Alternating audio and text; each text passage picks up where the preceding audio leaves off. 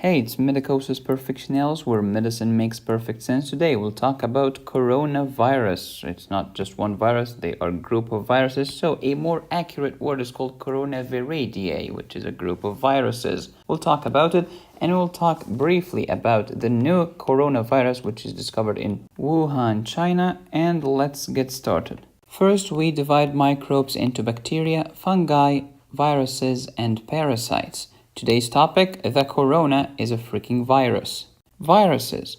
A virus is not exactly a living organism. It's actually kind of in between. It's kind of living and non-living. Some people consider it as at the edge of life. Why do you consider it as a non-living thing? Because it lacks a cellular structure. Okay, why is it similar to living things? Because it can replicate very quickly indeed. That's why we call it go viral. Everybody wants to go viral, nobody wants to go bacterial. We first discovered those pathogens in about 1892 or so. That's less than 150 years ago, which historically speaking is nothing. It doesn't even show up. Viruses infect your cells and then they use your own cells as a quote DNA making machine, DNA or RNA of course. So they infect your cell.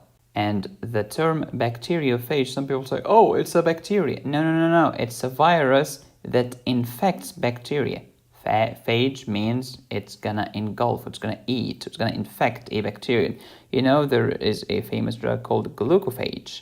Glucophage is metformin. Why do we call it phage? Because it's kind of eating the glucose. It's decreasing the level of glucose in the blood. It makes your cell eat glucose.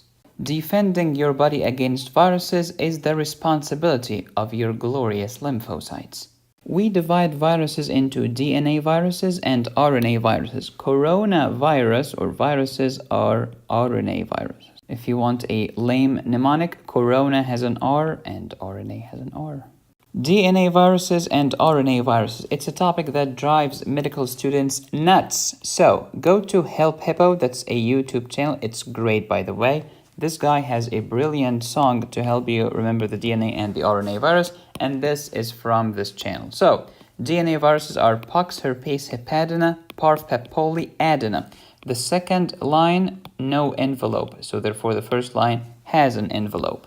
These are the 7 DNA viruses. RNA viruses are 15. Toga, Flavia, Retro, Corona, Delta, Arena, Bunia, and Philo, Rhabdo, Orthomexo, Paramexo, Picorna, Calisi, Hepe, and Rio. The last line, non-enveloped, all of these are enveloped. These non-enveloped viruses are also known as naked viruses, which is slightly inappropriate for a medical lecture. Okay, let's make our discussion relevant to the current events. The Zika virus is a freaking flavivirus, which is RNA. Ebola is philo, again RNA. Corona includes common colds, viruses, SARS, which is severe acute respiratory syndrome, MERS, which is Middle Eastern respiratory syndrome. I'm from Egypt, so it hits deep. It's hitting home with me. And the late 2019 coronavirus discovered in Wuhan, N for novel, which is because it's new, nouvelle in French. Coronaviridae. Viridae is the plural of virus. It's an RNA virus, as you know. Here is the RNA. Positive sense. Yeah, in fact, all of the RNA viruses are positive except the red ones. So except for these 7. So Delta is negative, Arena negative, Bunia negative, and Philo is negative, Rhabdo is negative, Orthomexo is negative, Paramexo is negative. All of the others are positive sense RNA viruses. It's a single-stranded RNA virus and it's linear. So all of them are linear except those 3 are circular, and here is a circle just to remember. How about the capsid of the virus? It's helical, as opposed to what? As opposed to icosahedral. How about, does it have an envelope? Yes, it's an enveloped virus. As opposed to what? As opposed to naked. I've told you all of these have an envelope, but these no envelope. Some of you people think that coronaviruses have been discovered 23 days ago. Not true. They are as ancient as the 1960s.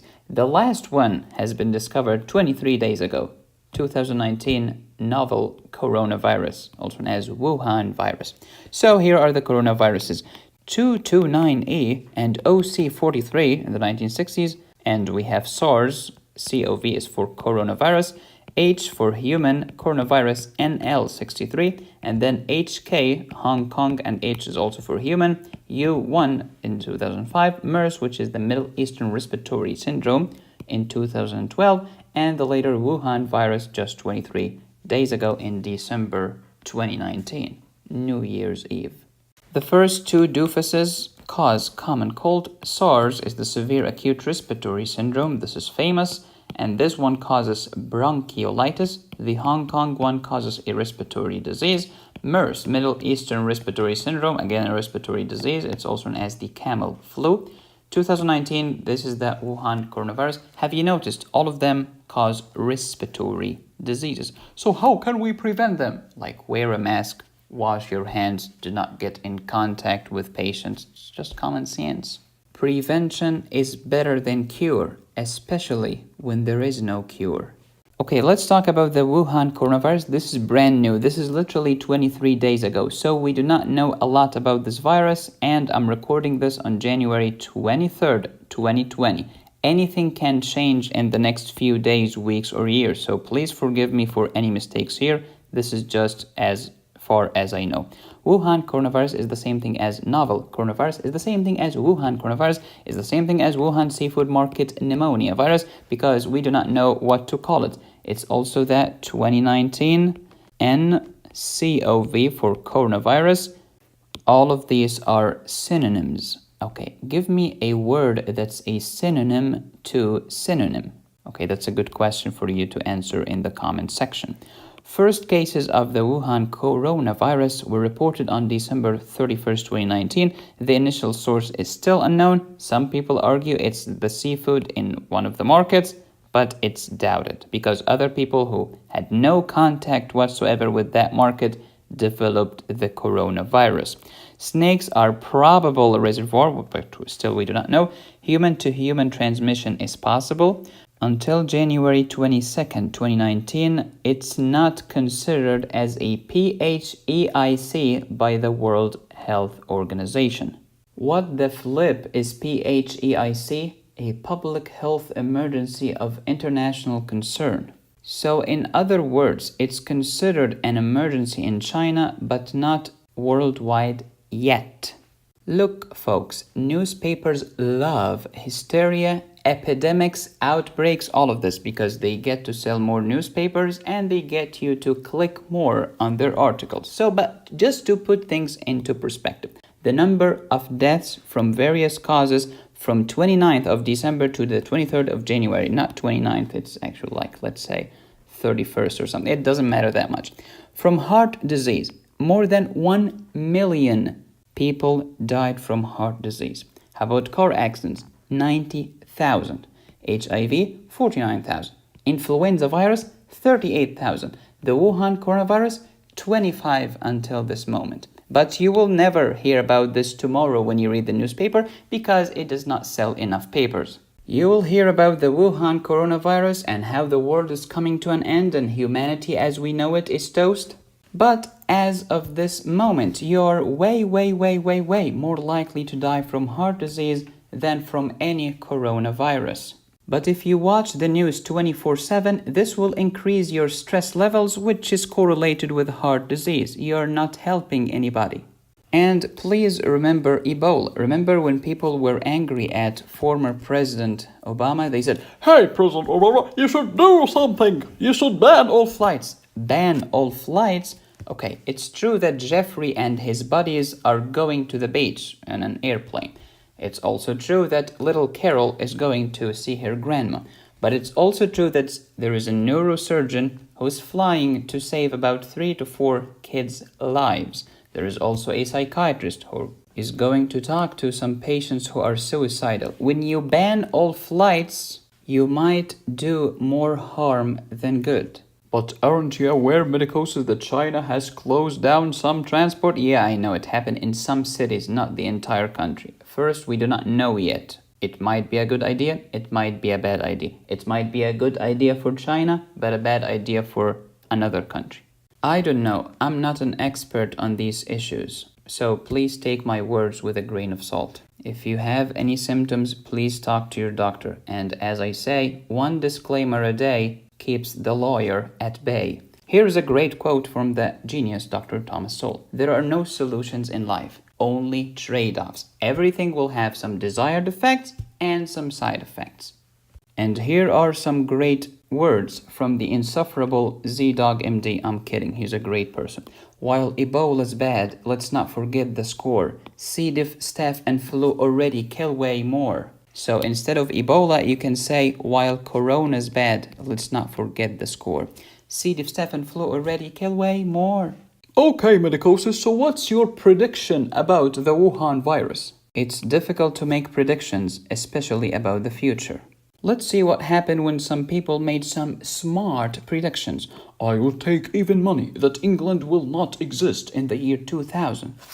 We are in 2020 and right now people in England are watching this video. He is a professor at Stanford, which tells you something. He is also the author of the famous book, The Population Bomb, which has lots of false predictions. Here is another wrong prediction by another Paul. By 2005 or so, it will be clear that the internet's impact on the economy has been no greater than the fax machines.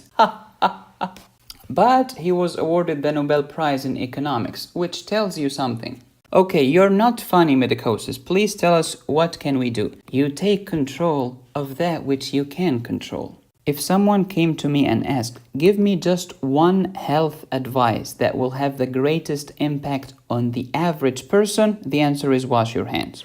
So here is what you can do according to the World Health Organization. Wash your hands, cover your mouth while coughing or sneezing because it's disgusting. Stop it, people. Avoid close contact with patients. Seek medical care if you have noticed any symptoms. Avoid direct contact with live animals. Avoid consumption of raw or undercooked animal products.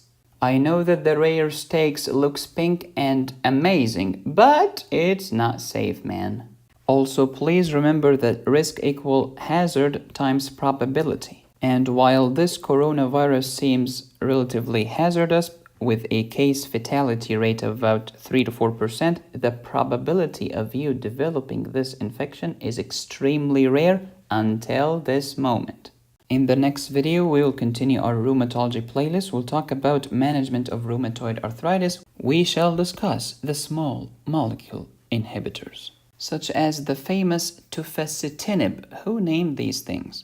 Speaking of pharmacology, until the end of January, you can get a 60% discount towards my antibiotics lectures. Go to my medicosisprofessionalis.com website. Use the promo code antibiotic60. You will love it. And this is Linda, by the way. She's a nun and she represents clindamycin.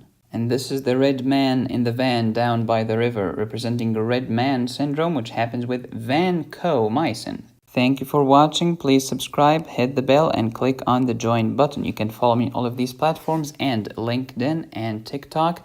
And you can support the channel on Patreon or PayPal. Here is my email. Here is my website. Thank you so much for watching. As always, be safe, stay happy, and study hard. This is Medicosis Perfectionalis, where medicine makes perfect sense. I wish you the best of luck.